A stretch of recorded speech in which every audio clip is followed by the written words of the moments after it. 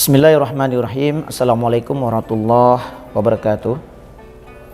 Alhamdulillahirabbil alamin wassalatu wassalamu ala asyrafil anbiya'i wal mursalin wa ala alihi wa ashabihi ajma'in, amma ba'du. Puji syukur kepada Allah Subhanahu wa taala. Mari sama-sama kita panjatkan kepada Allah Subhanahu wa taala yang mana selalu oleh Allah mencurahkan rahmat dan hidayahnya kepada kita yang tak terhenti-hentinya.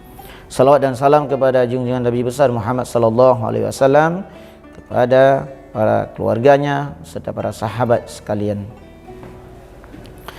Pemirsa dimanapun berada, baik pada pertemuan kali ini kita akan membahas tentang bagaimana menjaga hati di bulan suci Ramadan agar puasa, amal ibadah puasa kita selamat dan mendapatkan puasa yang makbul di sisi Allah Subhanahu wa taala.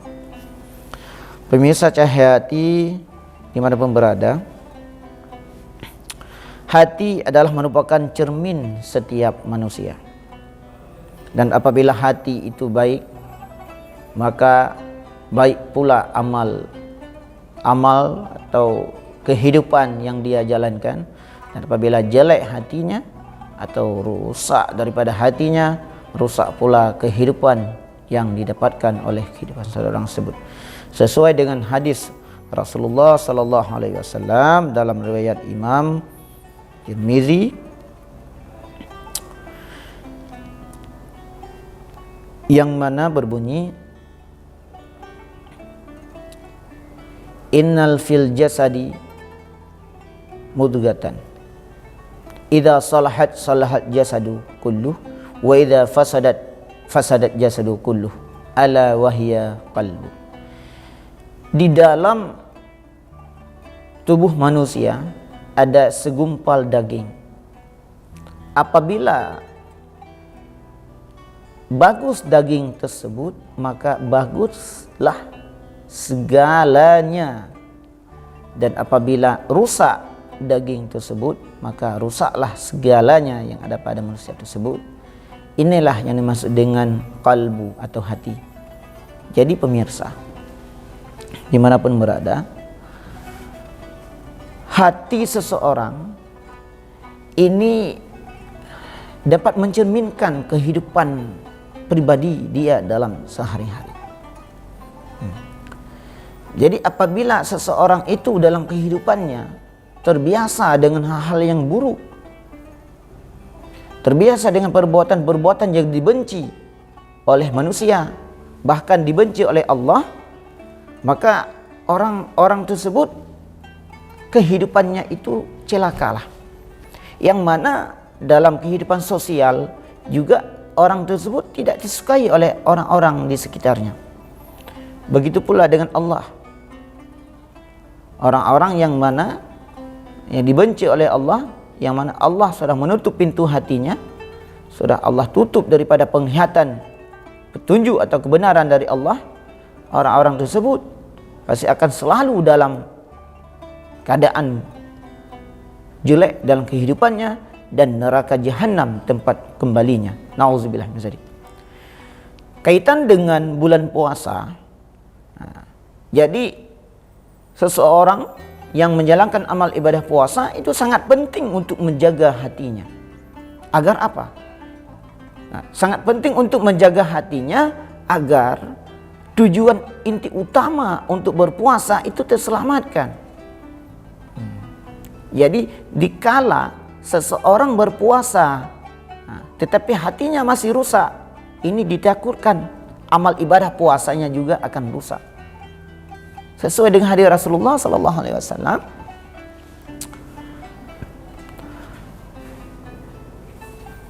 rusaknya hati seseorang seumpamanya rusak amal ibadahnya sama seperti kayu bakar yang dimakan oleh api, akan sirna semuanya.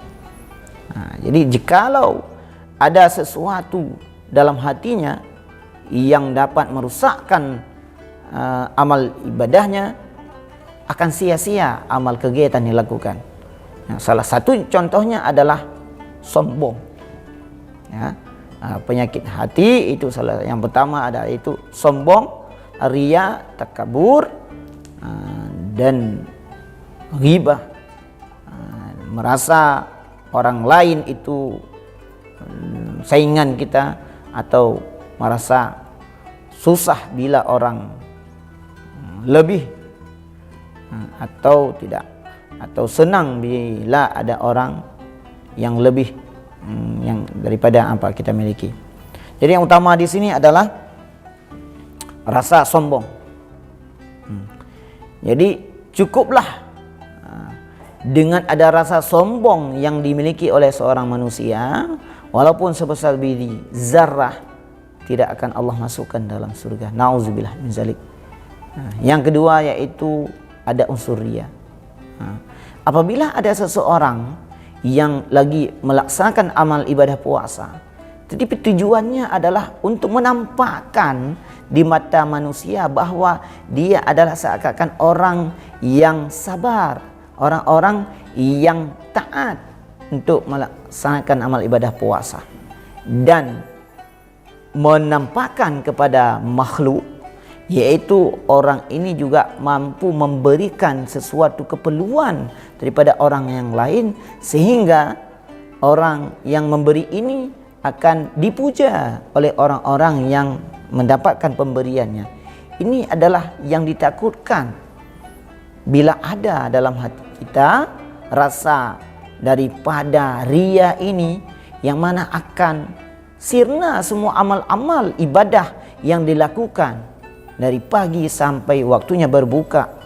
Karena kenapa? Inilah yang maksud dengan seperti kayu bakar yang memakan kayu sampai lahap, sampai habis, sampai tinggal menjadi debu.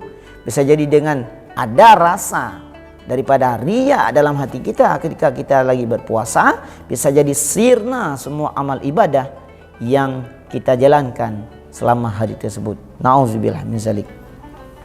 Para pemirsa dimanapun berada, selain daripada sombong, riya, yang harus kita jaga jangan sampai ada dalam hati kita ketika kita menjalankan amal ibadah puasa, ya, selanjutnya yaitu tentang makanan halal atau haram yang mana dikonsumsi oleh orang-orang yang berbuka puasa. Ini juga akan tergantung daripada apa yang dia makan.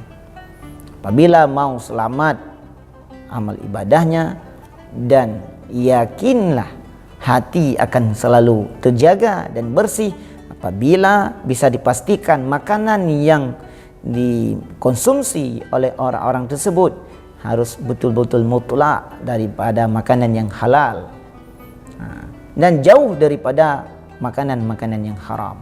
Karena bisa jadi kerasnya hati seseorang itu adalah mutlak murni daripada makanan-makanan yang haram yang dikonsumsi selama ini.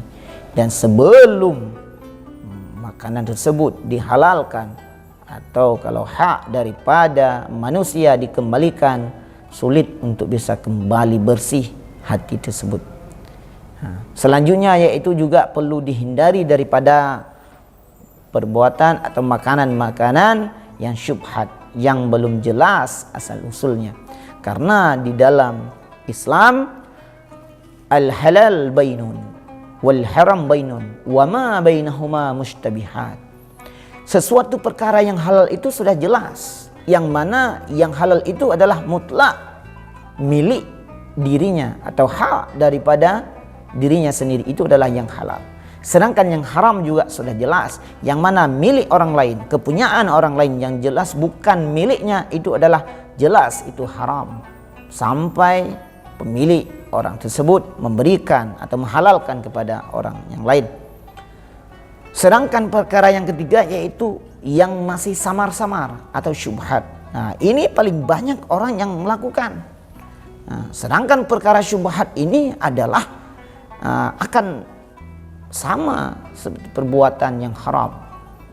Seumpama seseorang pengembala, contoh pengembala kambing, yang mana orang ini adalah mengikat gembalanya, yang mana di batas wilayah halal dan haramnya, yang mana di sisi kanan ini adalah batas wilayahnya, yang di sisi kiri adalah batas haram, sedangkan diikat daripada gembalanya itu di tengah-tengah, yang mana kambing gembala tersebut bisa makan yang haram dan yang halal, dan yang haram ini yang bisa dipastikan juga akan dimakannya.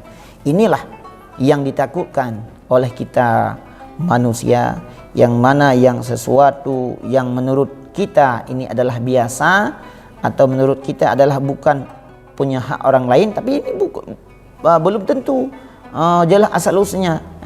Lebih baik tinggalkan, lebih baik tinggalkan kalau itu adalah bukan hak mutlak bagi kita, untuk menjaga daripada hati kita, untuk menjaga agar hati kita tetap bersih, terutama adalah ketika lagi menjalankan amal ibadah puasa ini.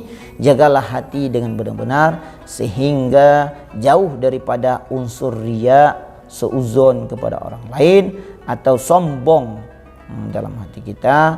Jangan sampai ada bisa sampai merusak amal ibadah yang sedang kita jalankan ini. Semoga Allah menjaga daripada hati-hati kita yang rusak. Semoga Allah menjaga amal ibadah kita, puasa kita, semoga Allah terima dengan makbul. Sampai di sini saja pembahasan kita kali ini, semoga bermanfaat. Wabillahi taufiq wal hidayah. Wassalamualaikum warahmatullahi wabarakatuh.